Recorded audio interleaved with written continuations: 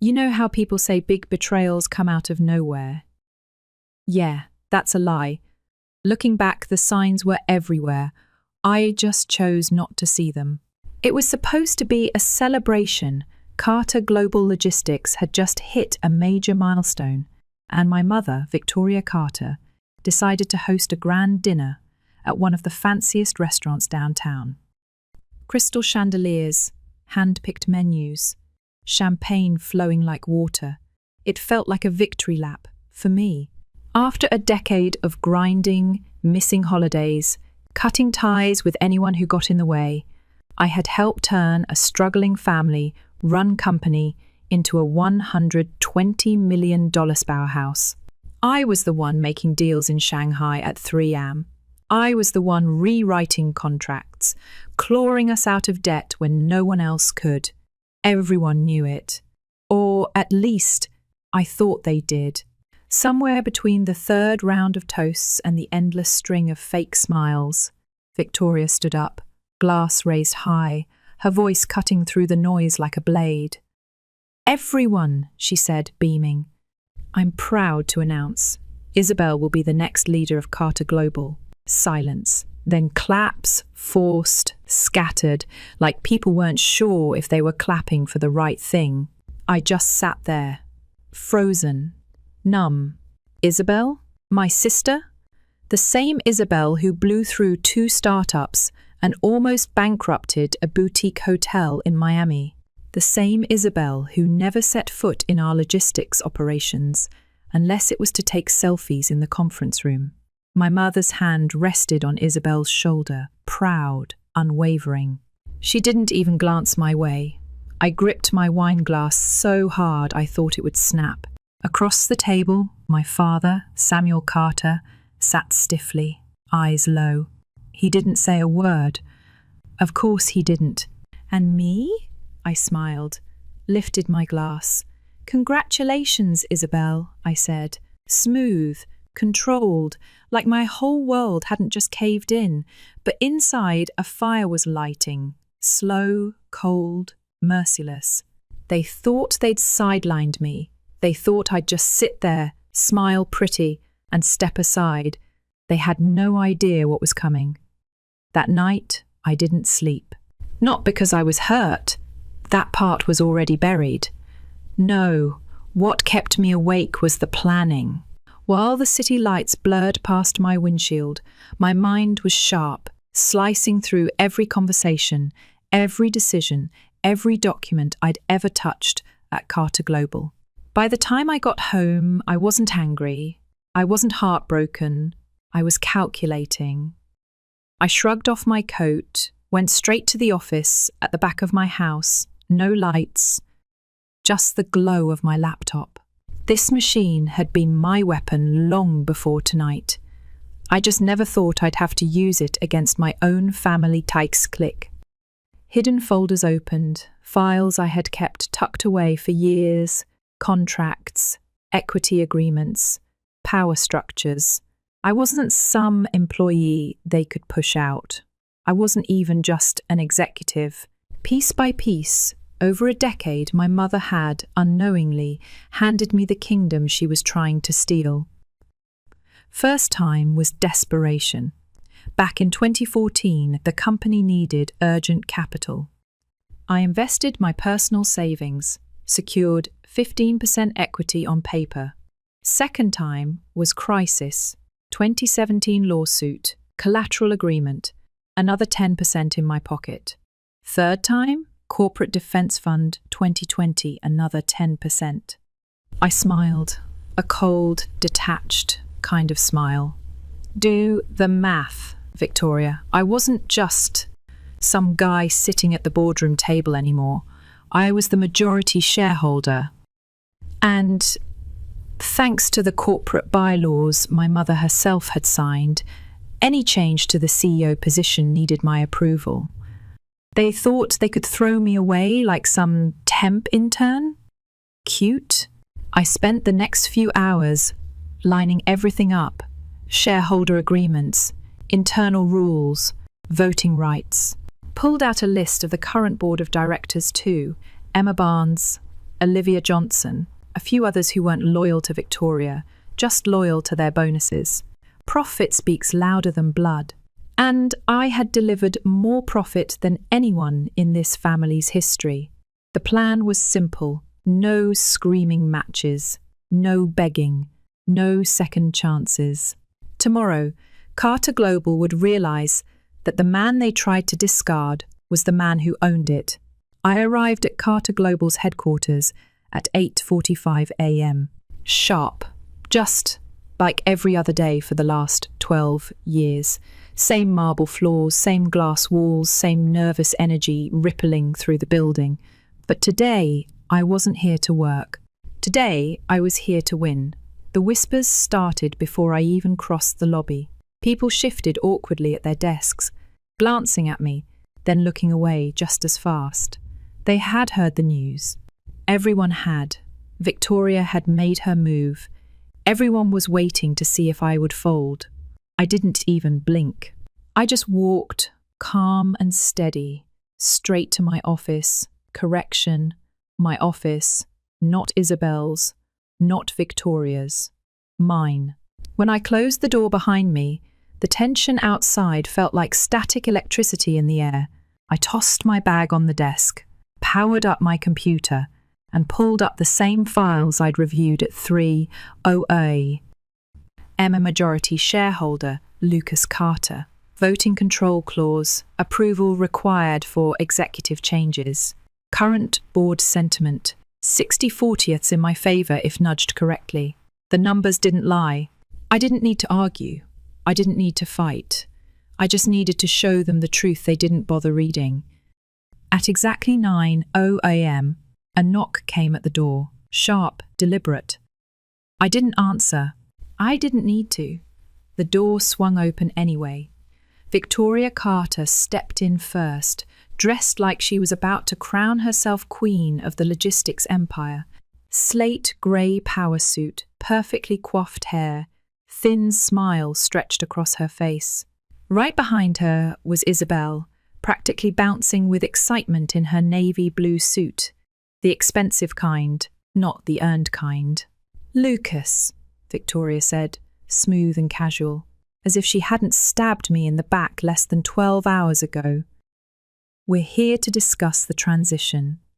I leaned back in my chair, laced my fingers together, and gave them a slow smile. "Transition?" I asked. Like I didn't already know what was coming. Isabel smirked, stepping forward like she already owned the place. "Yes," Victoria continued. "Effective immediately, Isabel will be stepping in as interim CEO. Of course, you'll have an advisory role during the handover." Her voice oozed faux warmth, the kind you use when you're putting down a dog. I nodded slowly, as if considering it. Then I reached for the remote on my desk and clicked the screen behind me to life. The shareholder agreement appeared in bold letters across the giant monitor. The date at the top was unmistakable, July 10, 2016. Victoria's own signature at the bottom. I stood up and walked over, tracing one line with my finger. All executive appointments, including CEO, require approval by the majority shareholder.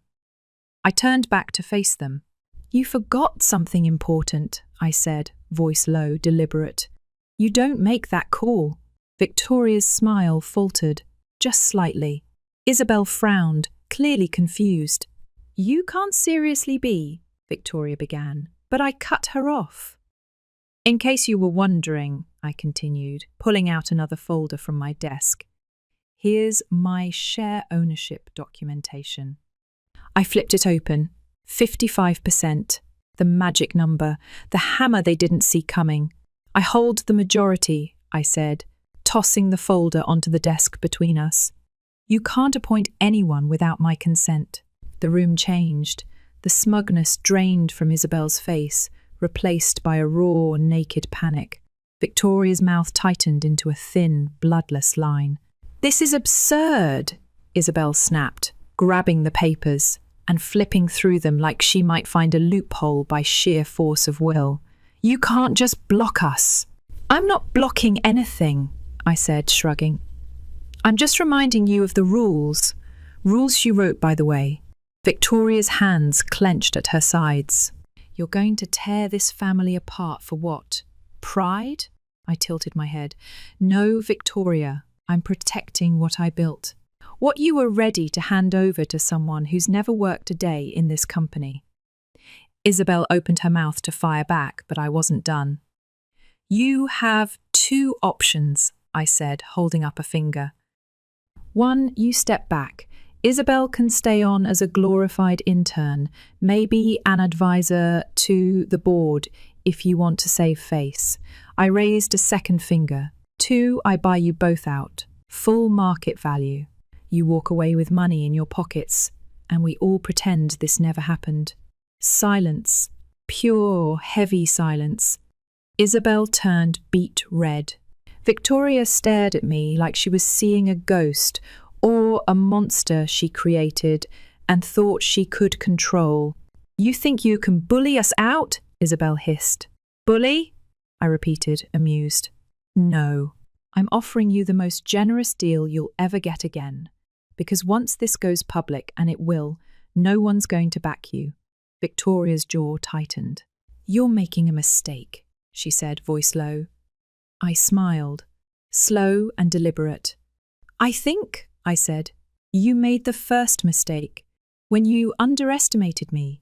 Isabel slammed the folder shut, turned on her heel, and stormed out, heels clacking angrily across the marble floor.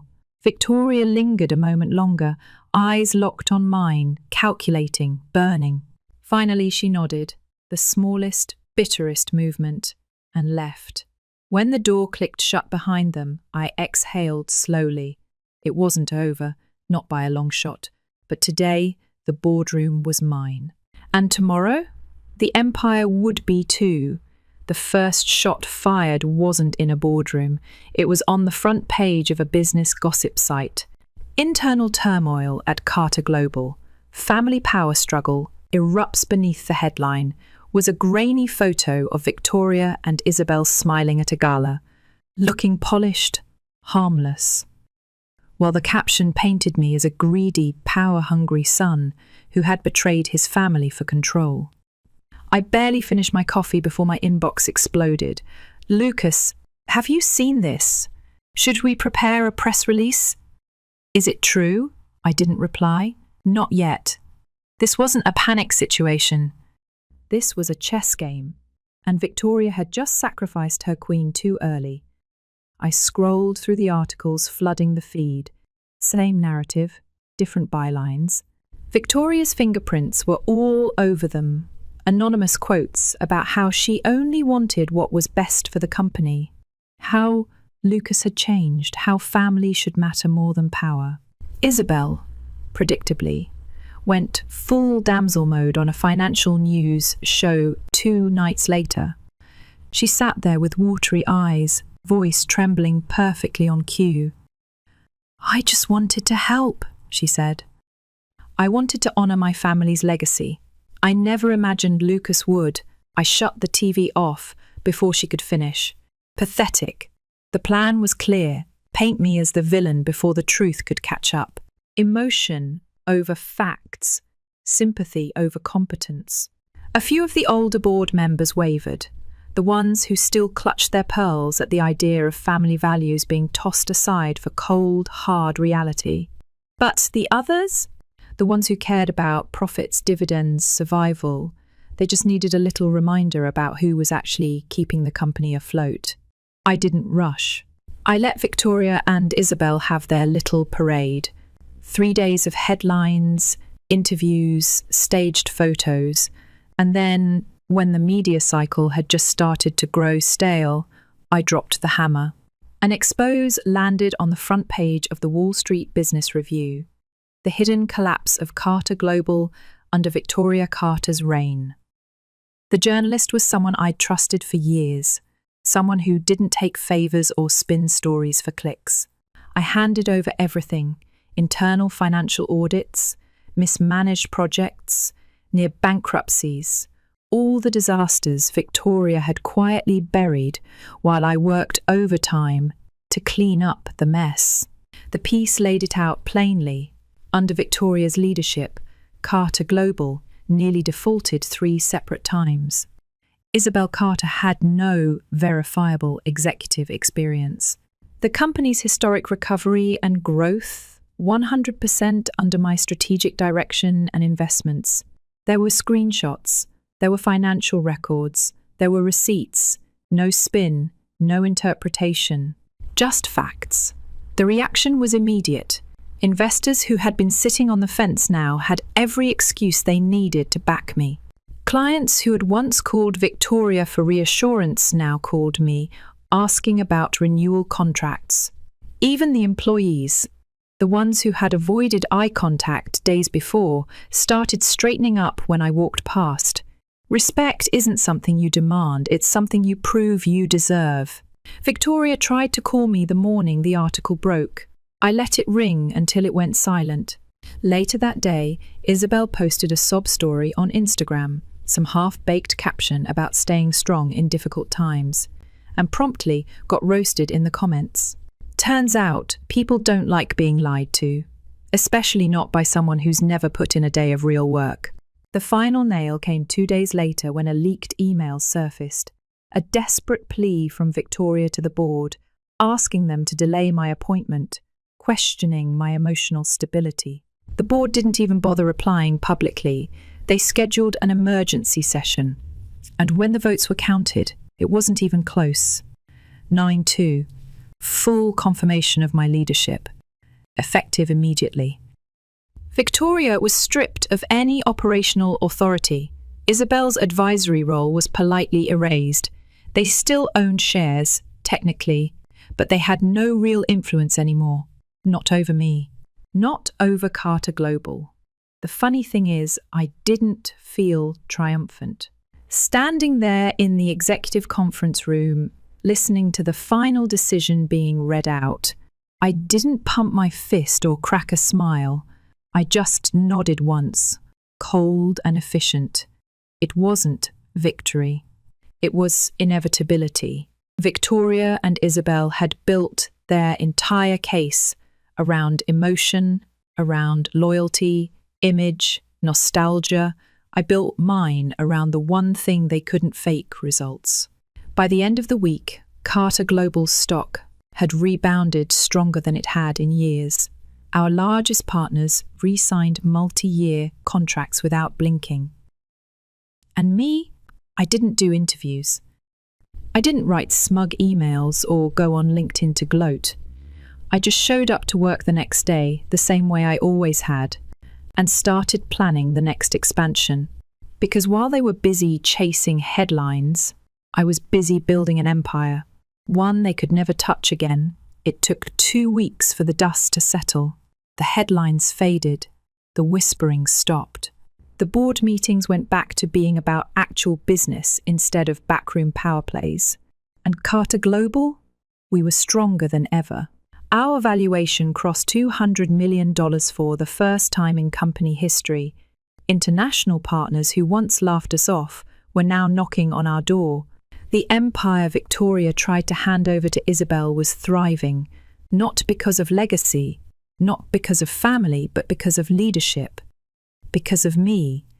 And yet, victory didn't taste the way I thought it would. There was no parade. No standing ovation, just a quiet office, late nights filled with expansion plans, and a city skyline that looked the same no matter how much higher we climbed. One evening, as I reviewed the latest quarterly reports, my phone buzzed with a new message. Dinner tomorrow? No name, no signature, but I didn't need one. I knew who it was. Victoria.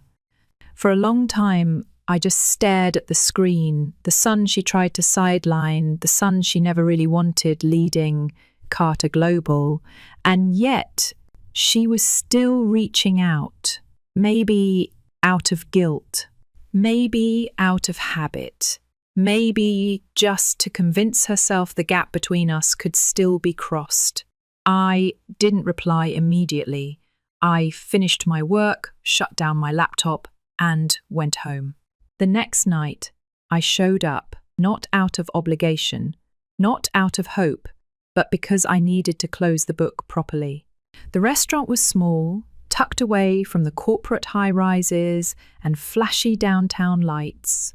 Old school, quiet. The kind of place you chose when you didn't want witnesses. Victoria was already there, sitting by the window, swirling a glass of wine between her fingers. She looked older than I remembered. Not physically. Victoria Carter didn't allow herself to age, but there was something different in her eyes. Something heavy. "Lucas," she said when I sat down. No smile, no small talk. I nodded in return, waiting.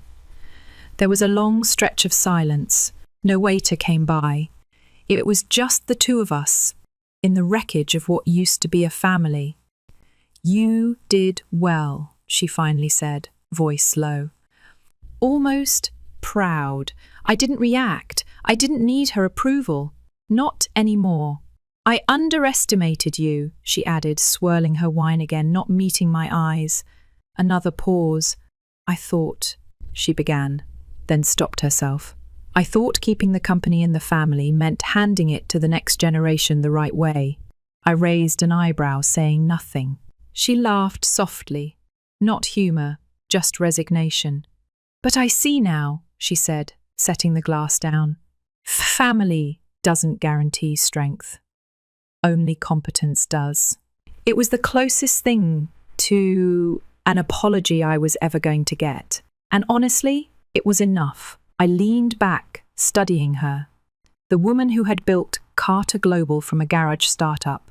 The woman who had once believed bloodlines mattered more than skills. The woman who tried to erase me from the legacy I helped build. She wasn't a villain. She wasn't a martyr. She was just wrong. And now she knew it. "I'm stepping back completely," she said. "Selling the rest of my shares to you. Isabel, too. She's moved on." I didn't ask where. I didn't care. I simply nodded once. "Good," I said. There was no anger left, no bitterness, just a clean, empty space where the need for her validation used to be. "You don't need us anymore," Victoria said, almost admiringly.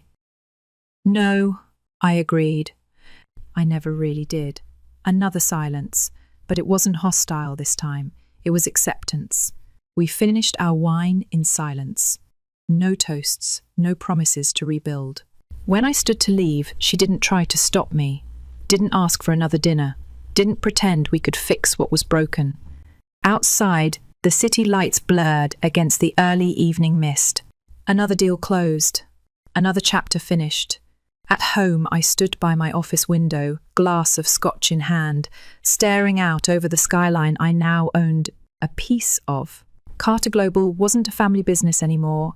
It was a corporation, a machine, and I was the one steering it forward. I had sacrificed a lot to get here. Trust, family, even pieces of myself I couldn't name. But I hadn't lost. I had evolved. For a long time, I thought winning would feel like standing on a mountaintop, arms raised in triumph. But the truth, victory doesn't roar. It whispers. It's the quiet confidence of knowing you chose yourself, that you were right to fight, that you built something that no one could ever take away again. I lifted my glass in a small, private salute. 2 beginnings, 2 endings, to never needing permission again. Story 2, my name's Natalie. I turned 18 the same week my family decided I didn't exist anymore. I don't say that for drama. I mean it literally. They wiped me out like I was a mistake they'd finally gotten the chance to erase. Quick backstory. I was the oops baby. My parents, Barbara and Keith, both pushing 60 now, liked to joke in front of strangers that I was their midlife crisis souvenir. Hilarious, right? Meanwhile, my sister Stephanie, 15 years older than me, and permanently glued to a pedestal, got the golden child treatment from birth. Barbara was the kind of woman who thrived on performance. Corporate shark, barely human at home. Keith? The guy was a middle management yes man who couldn't say no to anyone, especially not his wife. I, on the other hand, was more like an afterthought they couldn't return. Stephanie? She barely noticed I existed. By the time I started kindergarten, she was already off living her college dream, swinging by twice a year to remind me how inconvenient my messy kid life made her old room look. Cool, thanks, Steph. If I survived my childhood without turning into a complete emotional disaster, it was because of one person, Aunt Margot. She's the real MVP. When Barbara and Keith were too busy building their empire red, ignoring me, Margot showed up. Homemade cookies, painting afternoons, whispered encouragements through the hospital glass when I was a tiny preemie fighting for breath. She's the reason I know what real love feels like. Our house? It looked perfect from the outside. Big 5-bedroom in the nice side of Providence. Fresh white carpets, ridiculous sculptures, walls filled with art my parents didn't even like. You could walk in and immediately tell this wasn't a home, it was a showroom. And me? I was the stray cat they forgot to kick out. By the time I was 10, I learned not to ask for too much. Don't bother them became my inner mantra. Take your kid to work day. I begged Barbara once to let me come. She stared at me like I'd suggested joining a board meeting naked. Margot let me crash at her art studio instead, giving me brushes, canvases, and a quiet place to exist. I loved school because it meant being anywhere but home. Clubs, honours classes, volunteer work if there was a way to stay late. I was first in line. Teachers called me the dream student. They didn't know I was just terrified of being a burden. Stephanie's yearly drop-ins were a cherry on top. She'd swoop in, showing off her latest accomplishments, maybe toss a side-eye at my childish mess, and then vanish without asking a single question about me. I learned early that blood didn't automatically mean bond. Grandpa Walter Barbara's dad was the second lifeline. Old school, rich in the quiet, terrifying way. When I was little, he'd secretly open a savings account for me and say stuff like, "You'll need it one day, Nat. Trust me." I didn't fully get it then. I do now. Flash forward to the big birthday, 18, legal adult. I should have felt free, excited, hopeful. Instead, I felt like a marked woman. Something had shifted at home. Measuring tapes showed up around my doorframe. Whispered conversations stopped when I entered a room, and then, boom, the announcement. "We have wonderful news," Barbara chirped one evening. So fake chipper, I got a toothache just listening. "Stephanie's pregnant and getting married." Keith grinned like a bobblehead. I blinked. "Congrats!" "Yes," Barbara gushed, ignoring my flat tone. "And they'll be moving in after the wedding. You understand, right? We'll need space. For the baby." My stomach twisted. I already knew. Somewhere deep down, I knew, but hearing it out loud still hit like a baseball bat. "Where am I supposed to go?" I asked, voice barely above a whisper. Keith waved his hand like it was obvious. "You'll be off to college soon. It's time to stand on your own 2 feet, Nat. Translation, pack your crap. You've been evicted. Happy birthday." The day I officially stopped being their daughter wasn't some big dramatic blow-up. It was quieter, uglier, like getting stabbed with a butter knife, slow and messy. That morning, Aunt Margot made me birthday pancakes. Blueberry, my favourite. She gave me a little stack of thoughtful gifts, new art supplies, a couple of novels she knew I'd love, and this gorgeous photo album she'd made of all our years together. I still get a lump in my throat just thinking about it. Grandpa Walter called too. He told me to keep my new phone close and document everything. His voice was steady, serious. I thought he was just being protective. Turns out he knew something I didn't. Later, when I got home, I kept him on a live video call, more out of habit than anything. It was just supposed to be a check-in. I opened the front door and immediately froze. The air smelled like fresh paint, and the whole house, it was too quiet. That sharp, unnatural kind of silence that presses on your skin. My heart started pounding before I even made it upstairs. I knew. Still, nothing prepared me for the sight of my bedroom door closed. It was always open. Always. I pushed it open, and my stomach dropped clean to the floor. It was gone. The walls, once covered with my posters and art, were painted baby blue. My bed, my desk, everything gone. In their place, a white crib, teddy bears, nautical-themed curtains, little wooden letters spelling out baby's room. It was like I never existed. Behind me, footsteps creaked on the floor. Barbara's voice cut through the air, fake sweet and sharp-edged. "Natalie, what are you doing here?" I turned around, still recording, still numb. What happened to my room? My voice cracked in the middle like a broken branch. Keith gave a nervous laugh. "We decided the baby would need the space. Best light in the house." He actually smiled, like that explained everything. Like it was normal. Barbara stepped closer. "You're 18 now, Natalie. It's time you learned to fend for yourself. You should be getting ready to move out anyway." I shook my head. "Where's my stuff?" Keith shrugged like it wasn't even a big deal. "Boxed it up. It's in the garage. Grab it on your way out." I felt the floor tilt under me. "You're kicking me out? Today?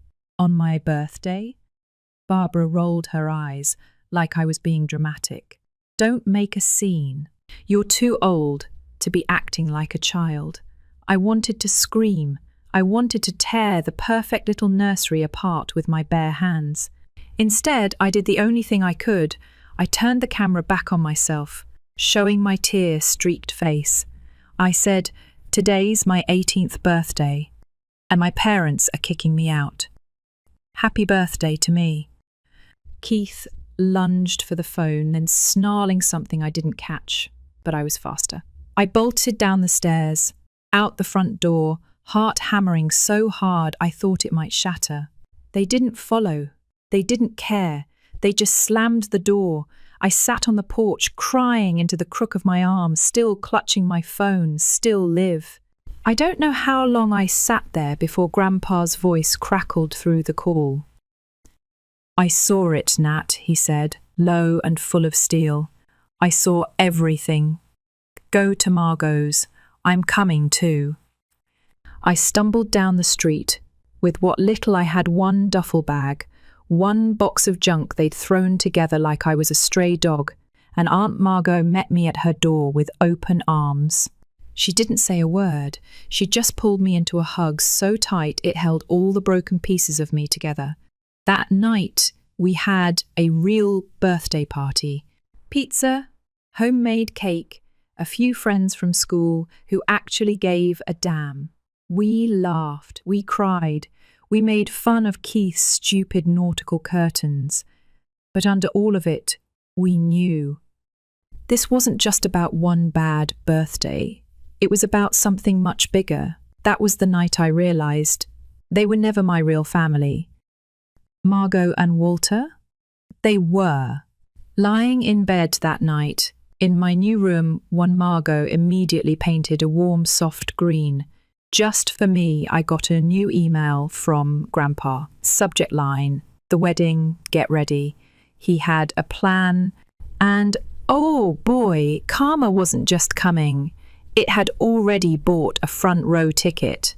3 days later, Margot helped me zip up a soft blue dress she'd picked out just for me. It wasn't flashy, just simple, comfortable, and made me feel like myself.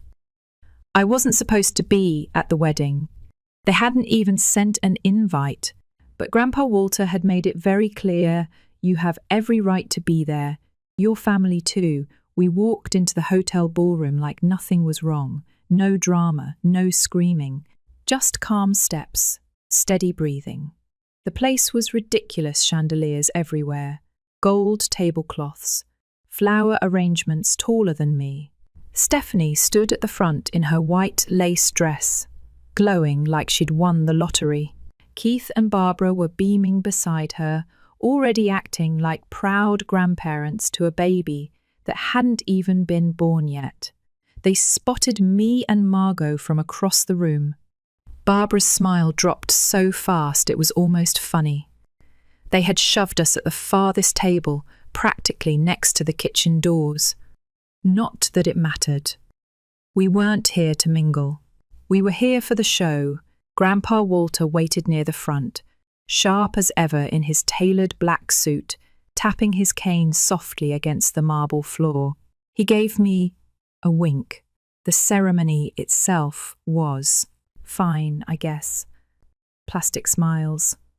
Over-the-top vows, Stephanie cried. Her new husband Mark looked slightly terrified. Smart guy. Should have run while he had the chance.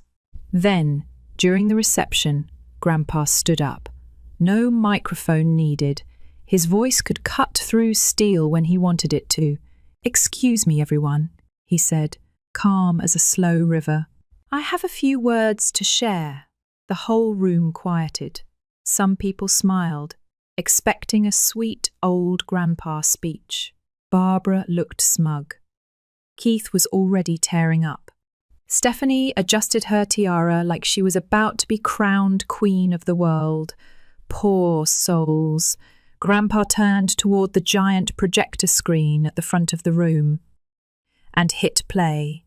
First, it was footage of me standing in my old bedroom, the walls painted over, the crib replacing my bed. My voice, shaking but steady, narrating the horror.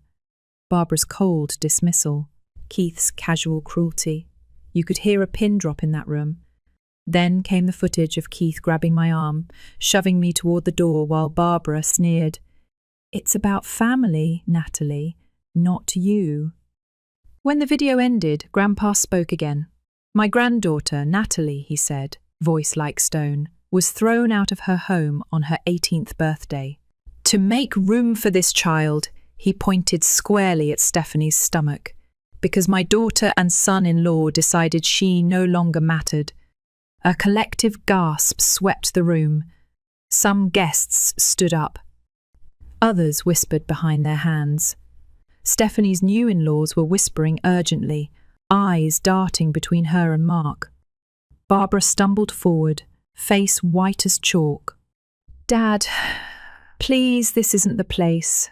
Grandpa shut her down with one look. I am changing my will, he said, voice steady. Effective immediately, all assets previously earmarked for Barbara, Keith and Stephanie are revoked. Everything will go to Natalie and Margot. Everything. Chaos broke out like a thunderstorm. Stephanie burst into tears, smearing her perfect makeup down her cheeks. Mark looked like he'd swallowed a grenade. Barbara tried to grab Grandpa's arm. He sidestepped her like she was nothing but air. Keith! Keith turned the colour of boiled lobster and started muttering under his breath. And then it got worse for them. Turns out, Grandpa wasn't just some rich old guy.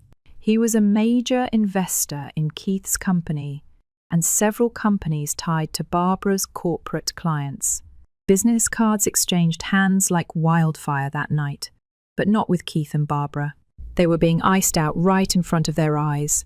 Contracts cancelled, investments pulled, reputations shattered before dessert was even served. Stephanie's new husband eventually stood up, whispered something to his parents, and left the ballroom. Without her, he never came back. A few weeks later, I heard he filed for divorce. Meanwhile, back at Margot's house, life started piecing itself together for me. Grandpa moved fast. He set up a full college fund in my name, made Margot my official guardian, and even transferred ownership of one of his properties to us. My parents? They blew up my phone with voicemails and emails, pleading, threatening, bargaining. They even showed up at Margot's doorstep once, screaming about family and forgiveness. I didn't even open the door. Instead, Margot and I filed a restraining order. Thanks, video evidence. The court hearing was almost funny. Barbara and Keith rolled in with fake sad faces, clutching Bibles and tissues. The judge wasn't buying it, especially not after seeing the footage of Keith manhandling me out the door. Long story short, Margot got permanent guardianship. The restraining order was granted. And the cherry on top? The judge ordered my parents to repay every dime of the money Grandpa had sent them for my support over the years, which they had funneled into Stephanie's trust fund instead. Funny how that works out. Now, a few months later, I'm living in my real home, with my real family. Margot and I painted my room soft green and strung fairy lights over the bed. Grandpa visits every Sunday for dinner.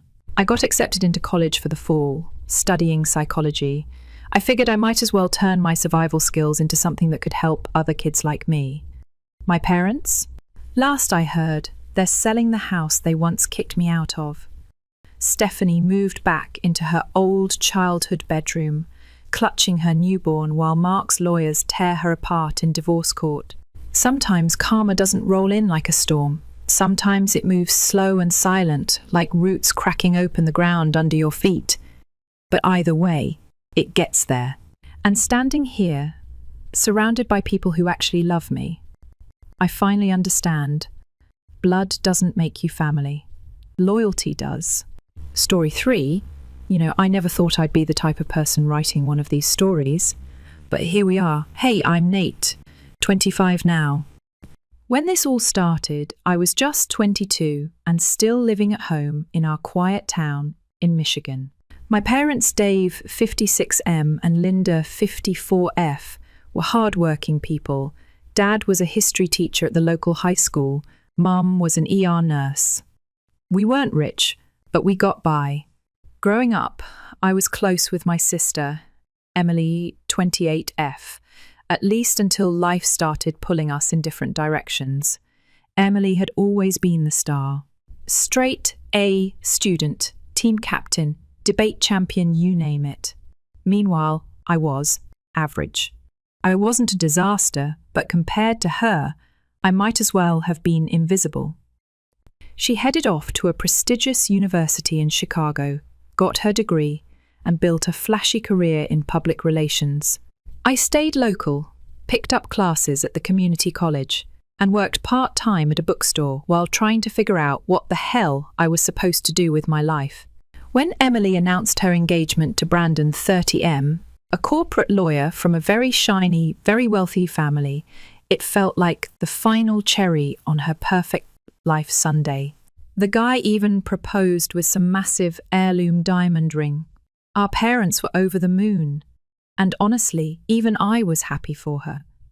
She deserved good things, or at least that's what I thought.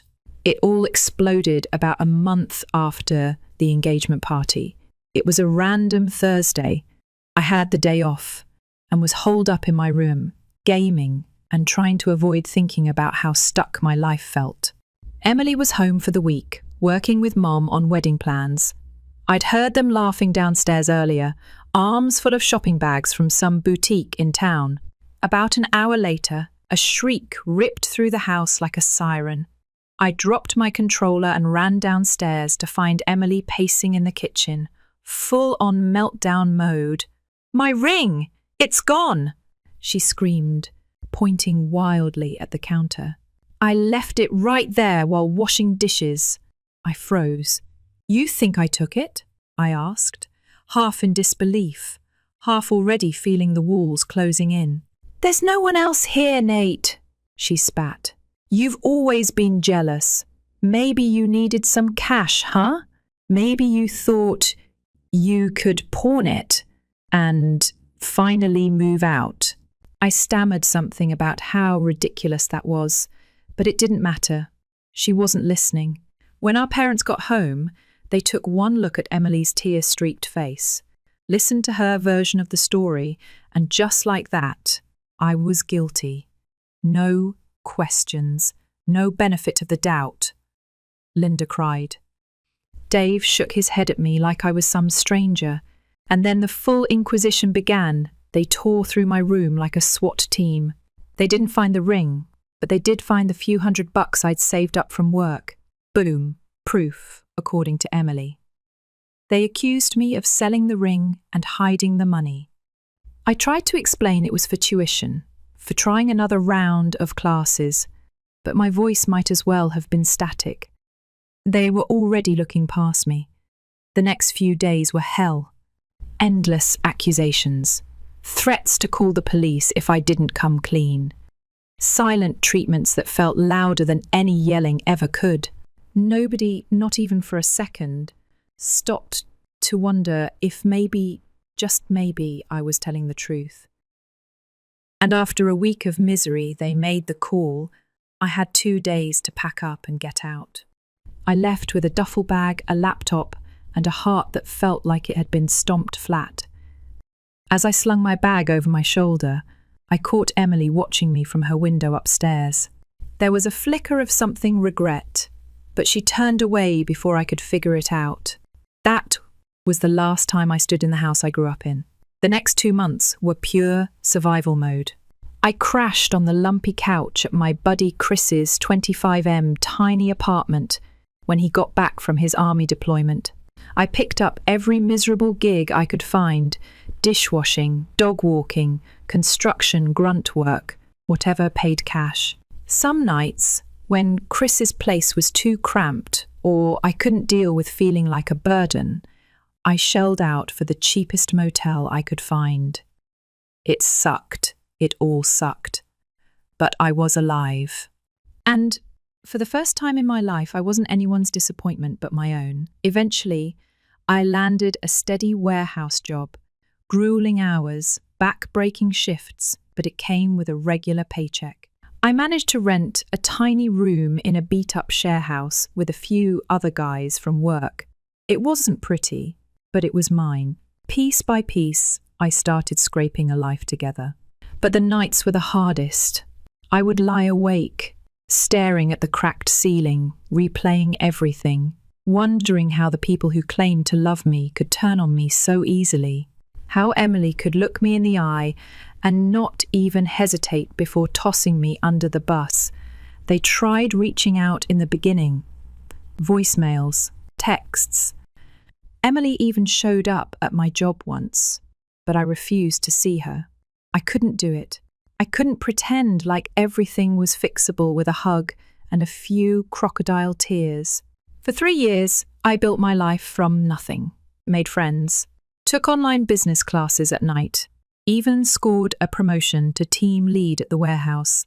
I was proud of myself, but damn if the scars didn't run deep. Every holiday season, every family birthday that passed without a call, left its own little dent. Then, last week, an email popped up in my inbox. Subject line, "We need to talk." It was from Dad.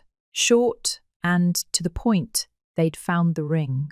Apparently, it had slipped down the garbage disposal. Some plumber found it tangled in the blades after it started making weird noises. 3 years, 3 damn years, they wanted to meet, apologize, make things right. And here I am now, staring at the computer screen, feeling every emotion all at once: anger, sadness, vindication, bitterness, longing. I should be happy, right? I should feel vindicated. So, why does it feel like I'm more lost than ever? It took me 3 days to even consider answering Dad's email. I kept telling myself to delete it, pretend it never happened. Pretend they never happened. But some stupid, stubborn part of me needed to see it through. Maybe for closure. Maybe just to prove to myself that I wasn't crazy all those years ago. So I agreed to meet neutral ground. Some no-name coffee shop about 20 minutes outside town. Far enough that I wouldn't accidentally bump into half my old classmates. I showed up early, sat in the corner, hood pulled low, nursing a burnt coffee and second-guessing myself every 5 seconds. When they walked in, Dad, Mom, and Emily, it hit me harder than I expected.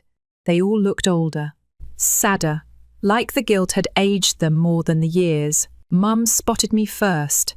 Her hand flew to her mouth, and for a second I thought she might cry.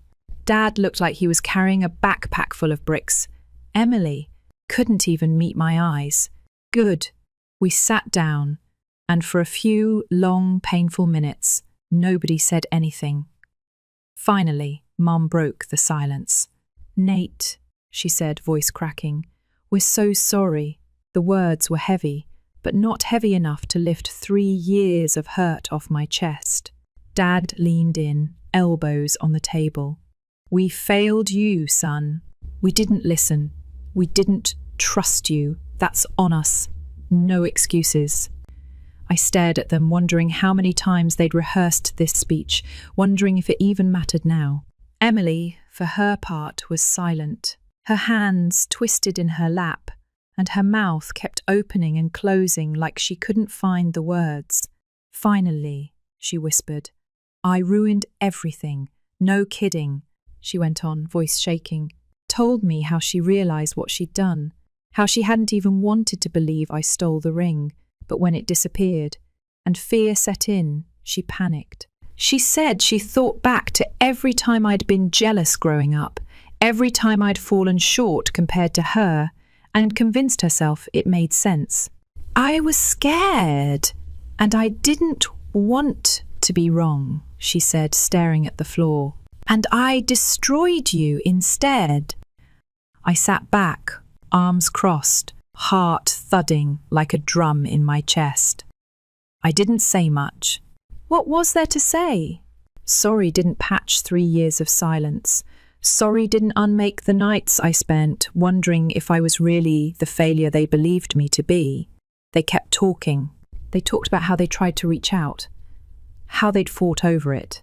Dad blaming Emily, Mom blaming herself, how they'd kept my room just the way I left it, how every Christmas was emptier without me. Part of me wanted to believe them. Part of me wanted to flip the table and walk out. Instead, I stayed still, listened. When Mum reached for my hand across the table, I pulled back, not because I hated them, because I was still bleeding. When they finally stopped, I told them the truth. I wasn't ready to forgive them. "I didn't know if I ever would." Dad nodded grimly. "We understand," Mum cried quietly into a napkin. Emily didn't say anything. We parted ways with promises to keep in touch, the kind of vague half-promises people make when they don't know what else to do. I didn't hug them goodbye. I couldn't. That night, I lay in bed staring at the ceiling again. Different ceiling, same old ghost of a feeling. I thought about all the things I'd built without them. The job, the friends, the pieces of a life that had nothing to do with their approval. And I realized something that shook me a little. I didn't need them anymore. I missed what we used to have, sure. I missed the idea of family, the way it was when I was 10 and Emily made up backyard obstacle courses, and Mum cheered me on even when I tripped over my shoelaces. But those people, they were gone. The ones left were strangers who'd believed the worst of me at the first sign of trouble. And trust. Trust doesn't grow back overnight. The next few weeks were weird. Mum texted once a week, like we agreed, short little messages. "Thinking of you. Hope you're doing okay." Sometimes she sent old photos, me and Emily, on a slip end slide in the backyard, Dad grilling burgers. Family Christmases, from when I still believed we were unbreakable. I texted back once in a while. Nothing deep. Baby steps. Dad sent emails too, usually about random stuff, a new business opening downtown, a funny article he thought I'd like. It was stiff, awkward, but at least he was trying. Emily was the hardest. She sent long, messy texts at 2 a.m., apologies on top of apologies, pleas for another chance, offers to meet up and talk, just the two of us. I didn't answer most of them. I couldn't. Not yet. Some wounds need time to scab over before you can even think about healing. Meanwhile, life kept moving forward. Work picked up. I got bumped up to shift manager, which came with a slight raise and a lot more headaches. I finally started saving for a better place to live somewhere without 3 roommates fighting over the last box of pizza. I kept taking business classes online at night, slowly chipping away at something that felt like a future. And quietly, without fanfare, I started thinking about moving away entirely. A fresh start. A clean slate where nobody knew the old me. The accused, thief, the disappointment, just Nate, who rebuilt his life from rubble and wasn't ashamed of it. Some nights, I still felt that old ache, still wished things could have been different. That maybe if Emily had taken 5 extra seconds to really think, or if Mum and Dad had asked one more question instead of assuming the worst, maybe none of this would have happened. But most nights, I felt free. Like for the first time in my life, I wasn't just living in the shadow of someone else's expectations. I was building something of my own. And no apology, no matter how sincere, was going to change the fact that I'd gotten here without them. About a month after that coffee shop meeting, I got the offer. A company from 2 towns over way bigger warehouse, better pay, actual benefits reached out after a friend from work threw my name in. They needed a logistics manager. Full-time, good money. A real shot at building something better. I stared at the offer letter for hours, heart pounding, stomach in knots. Accepting meant leaving everything familiar behind. The town, the warehouse, the friends who'd become like brothers. And yeah, it meant moving even farther away from my family. Starting over again. When I told my parents it didn't go great, Mum cried. Not loud, messy tears, just that silent heartbreak that stings worse somehow. Dad was quiet, proud, but sad. Emily didn't take it well at all. She showed up outside my building the night after I told them. Hoodie pulled over her hair, makeup smudged from crying. "Nate, please," she said, voice breaking. "Don't go, not like this." I leaned against the doorframe, hands jammed in my pockets. "What did you expect?" I asked, quieter than I meant to.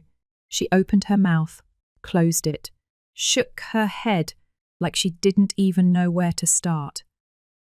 "I was stupid," she whispered. "I ruined everything. I lost my brother. I didn't argue, because she wasn't wrong. She offered to help me pack, offered to drive me out there, begged for a chance to fix things. But this move, this choice, it wasn't about her. It wasn't about them. It was about me. I told her thanks, but no thanks. Told her I needed to do this alone. The look on her face almost broke me. Almost. But I'd spent too long breaking myself to make other people comfortable. I wasn't doing it again. The move itself was chaos. Stuffing everything I owned into a beat-up Honda. Saying awkward, half-teary goodbyes to Chris and the guys. Driving 3 hours with nothing but old playlists and a racing heart for company. The new city felt huge, unfamiliar, heavy in a way I didn't expect, but it also felt like possibility, like air after years of choking on second-hand expectations. The job was a whole different beast. More hours, more responsibility, more people relying on me. But it felt good. It felt like waking up after years of sleepwalking. I rented a small, crummy apartment at first. The kind with weird smells and creaky floors and a landlord who only answered half his emails. Didn't matter. It was mine, my rent, my name on the mailbox, my life. Back home, the check-ins got quieter. Mom texted once every couple of weeks, instead of every week. Dad sent the occasional article or joke email. Emily. Well, Emily went silent after I moved. Maybe she needed space too. Sometimes, late at night, I'd scroll through old photos she'd sent before us as kids, running through sprinklers, carving pumpkins in the driveway, opening Christmas stockings and wonder if it could ever be the same. But deep down I knew the truth. Even if we rebuilt something, it'd never be what it was before. Too many cracks. Too much lost. I kept going anyway. Built a routine. Work, study. Weekend hikes through trails that smelled like pine and earth and new beginnings. I started putting myself out there again slowly. Made a few friends from work. Grabbed beers after long shifts. Joined a weekend soccer league even though I hadn't played since high school and pulled a hamstring my second game. Worth it. For the first time in a long time, I wasn't waiting for someone else to write my story. I was writing it myself. The funny thing is, healing doesn't feel like a movie scene. There's no moment where the clouds part and angels sing and everything feels magically fixed. It's slower, quieter. It's driving home after work, windows down, thinking, I'm okay today. It's standing in the cereal aisle, realizing you don't miss the people who used to fill your weekends with noise. It's looking at yourself in the mirror and seeing not who they failed to love, but who you fought to become. I still don't know what's going to happen with my family. I'm open to talking, maybe even visiting for holidays someday, but it'll be on my terms, no guilt trips. No pretending nothing happened, no shrinking myself to fit the version of me they wanted. If they want to know me now, they'll have to meet me here, where I'm stronger, quieter, whole. Sometimes when I'm out on my balcony at night, feet kicked up, cheap beer sweating in my hand, I think about that ring, the stupid, cursed ring that started it all. It sat hidden in that garbage disposal for 3 years, while I lost everything I thought mattered. And somehow, losing it all gave me something better. Freedom, self-respect, a life that's mine. Funny how that works, huh? Anyway, that's my story. Thanks for listening, whoever you are. If there's one thing I've learned, it's that sometimes being forced to start over is the best damn thing that could ever happen to you, even if it doesn't feel like it at first.